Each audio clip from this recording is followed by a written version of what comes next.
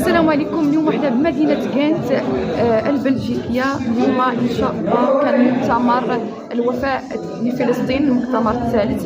جينا اليوم باش نعبروا عن التضامن ديالنا مع الشعب الفلسطيني وغنحققوا المشروع في تقرير المصير ديالو في الأرض ديالو، وأن نطالب بوقف الحرب على فلسطين لأنها ضحايا في أطفال وفي النساء وفي الشيوخ وفي المستشفيات وفي المدارس وفي المساجد وفي الكنائس. يعني هذا كيتسمى يعني جرائم حرب ضد الشعب الفلسطيني. كنتمناو ان كل الدول انها تعطي قرار بوقف الحرب على فلسطين. واحد الشكر للبلجيكيين.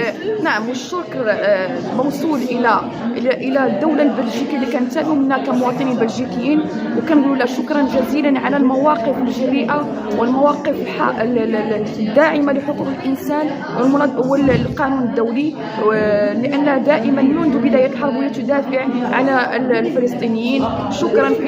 والاستاذه فاميليا ديالها كلشي تما في فلسطين. شي كلمه غزه، يعني من غزه، من بؤره الحرب، انها عائلتها واطفال ديالها موجودين. شنو كتقول لنا الاخت؟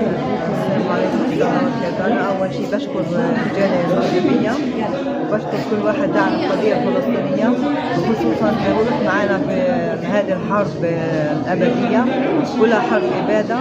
أنا عندي أخواتي وأهلي إخواتي وعندي تقريبا 57 شخص غير أولادي كمان تركتهم. أنا إلي 10 سنين ما شفت أولادي، يعني ما بعرفش بدي احكي اكثر هيك. في اليوم بموت 100 مرة. كاين شي اتصال بيناتكم؟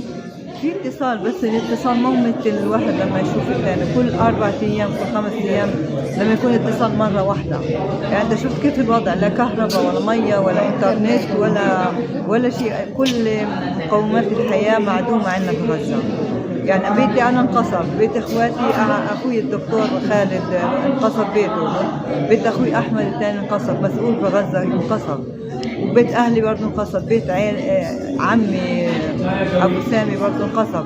استشهدت بنته وأولادها وجوزها وأخوها ومرته وأولاده كلهم استشهدوا.